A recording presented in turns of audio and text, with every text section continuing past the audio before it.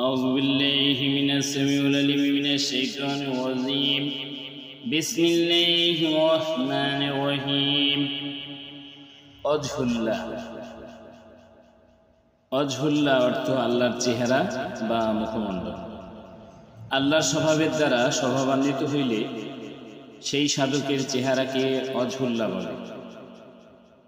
যে সাকার চেহারায় মানবীয় প্রবৃত্তি অবলুপ্তি ঘটিয়া আল্লাহর গুণের অভিব্যক্তি ঘটে তাহাই অজহুল্লাহ। আল্লাহর চেহারা হইতে গায়রাল্লাহর অভিব্যক্তি কখনো প্রকাশ পায়। হাদিসে কুদসিতে উল্লেখিত আছে যে ইহাদের হাত পা চোখ মুখ ইত্যাদি সকল ইন্দ্রিয়ই আল্লাহর সঙ্গে সম্পর্কযুক্ত হইয়া যায়। ইহারা যাহা ধরে যাহা দেখে তাহা আল্লাহকেই ধরে আল্লাহকেই দেখে। মিথ্যা তাগুত ইহাদের মন হইতে চিরবিলুপ্ত।